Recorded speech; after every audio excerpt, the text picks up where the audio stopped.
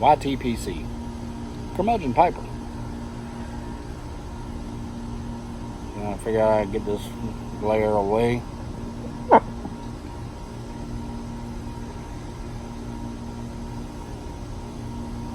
Sweltering and melting in the 96 to 104 degree heat.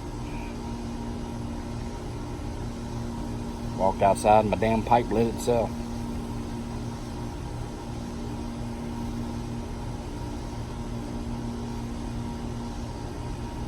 I've been watching Ford Smoking Pipes videos about 1989 and enjoying those. Buckeye Piper doing his 1980 series, 80s series. I thought I'd jump in the oven as well, literally.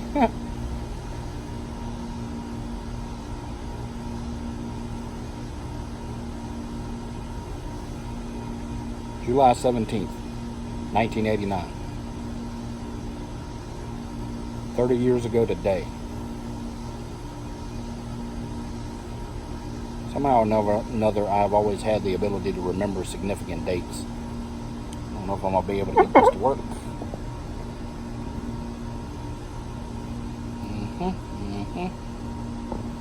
Too much glare. Oh well, it is what it is. I've always been able to remember significant dates for some reason. I don't know why.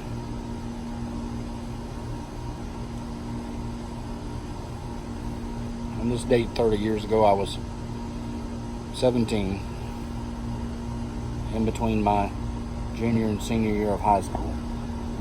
That worked? That worked? That worked.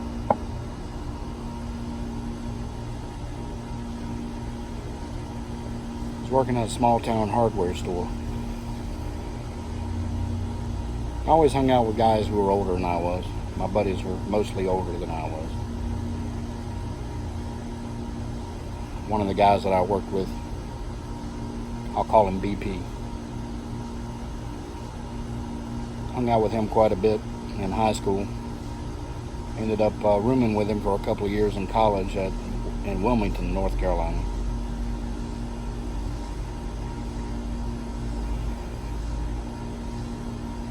We all had a friend who had already graduated, and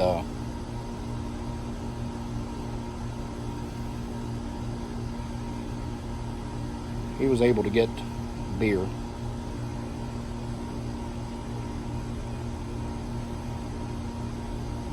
So one day at work we devised a plan that the following Friday night we would grab some beer and get a group of 5 or 6 of us and head up to a part of the lake that had ironically become known as Beer Beach.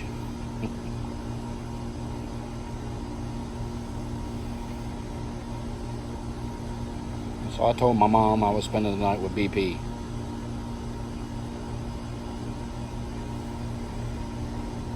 My first car was a 1979 Datsun 210. Carolina blue. Ugliest dad blame color, but it had 4 wheels and a decent cassette player in it, so I took it.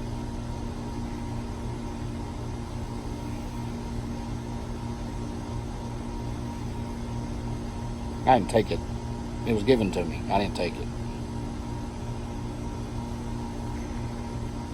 Statute of limitations and all, I better clarify. So I went by and picked up BP. Now this place up on the lake was on a half-paved road, about 3 miles down a half-paved road. You had to park up at the road and then walk through a path, down a path, 50 or 60 yards. But when you came at the end of the path, it was a beautifully pristine part of the lake, virtually untouched except for crazy kids like us.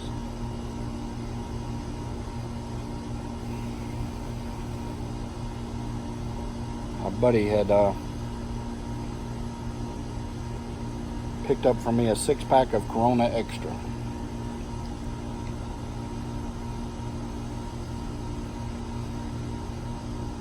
And I commenced to drinking,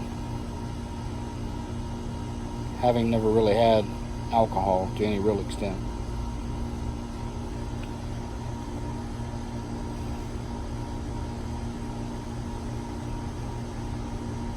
The first two were pretty good.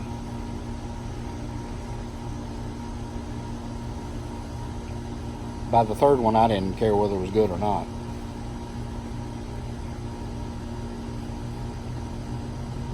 By number 6, I stood up and rolled down the beach.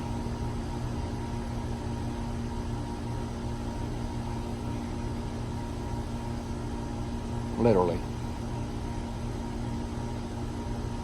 My buddy BP, recognizing that the night was going a little differently for me, and decided he better quit. So he stopped after 3, and then we waited around, hung around the beach another 3 or 4 hours while I was still drinking.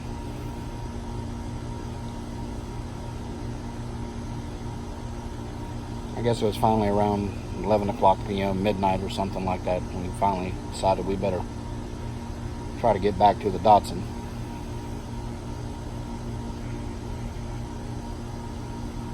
We were responsible. He was good to go as far as driving.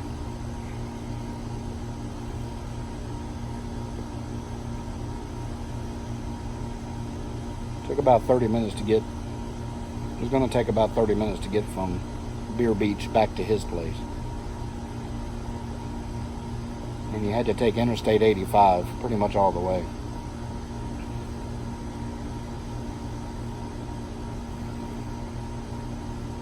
Got on the interstate, and after about 10 minutes on the interstate, I knew things weren't going to go well.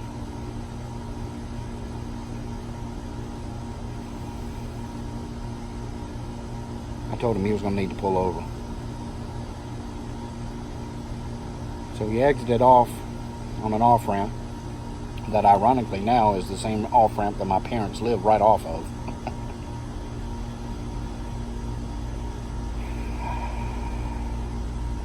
I almost made it out of the Datsun before I got sick. Almost. All over my clothes. Fortunately, I had a change of clothes in there since I was staying with him. So right there in the dark on the side of the road, I stripped out of the soiled clothes and into something that was in better shape. That's about all I remember from the ride home. Fortunately, when we got back to his place, his parents were already asleep. I think he helped me from the Datsun into the house and into the guest bedroom and just kind of laid me down on top of the guest bed.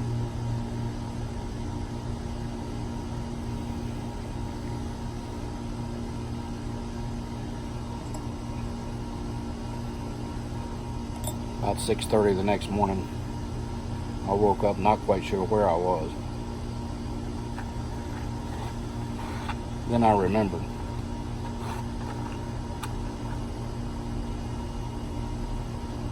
"1989 elbow shot."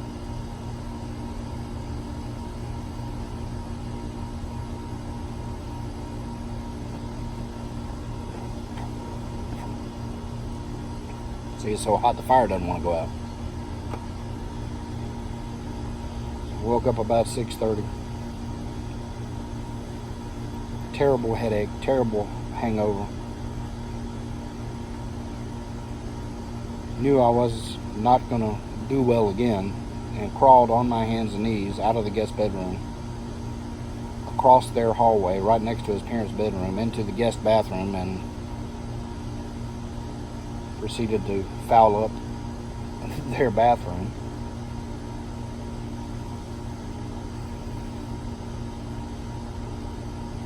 Quietly crawled on my hands and knees to BP's bedroom, woke him up to tell him that I had to leave.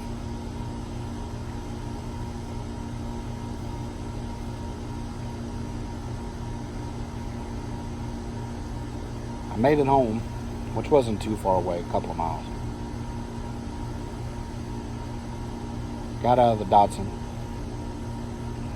went in the front door, Didn't even go to the kitchen, took a left down the hallway to my bedroom and got into bed. Didn't speak to my mother, who was in the kitchen. About 10 minutes later, I hear a little knock on my door, and it's her. She walks in and she says, "How much did you drink last night?" I said, "I didn't drink last night. I was at BP's house. His parents were home. I didn't drink." She said, "Yes, you did. I heard you on the phone last week talking about what y'all were going to do. I knew you were going to do it."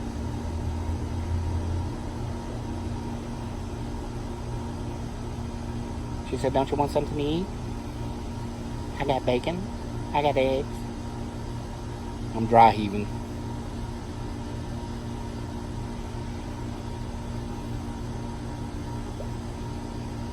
I said, "I don't want anything." "Aren't you hungry?" "No."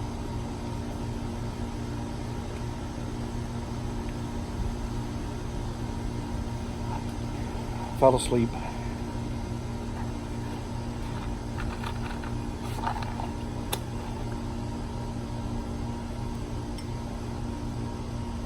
Slept for about 4 more hours.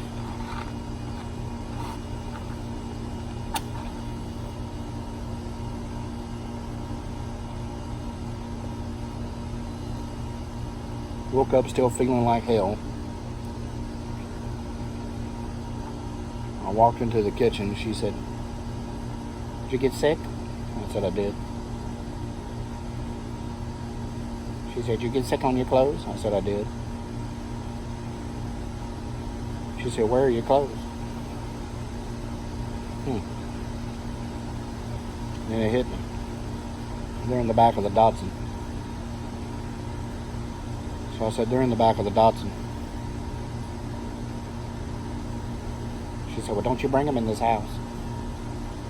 You go hang them on the clothesline, spray them down with a water hose before you bring them in." Keep in mind, it was a day much like today. 95 degrees. I go stumbling out to the Datsun, open the hatchback. All you could smell was stale beer and the remnants of whatever we had to eat at the lake.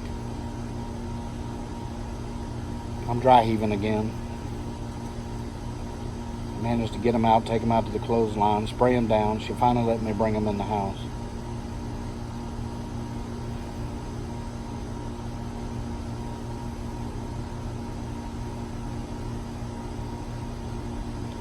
It was ugly. That was the day I ceased being a regular beer drinker. I can take bourbon, I can take scotch.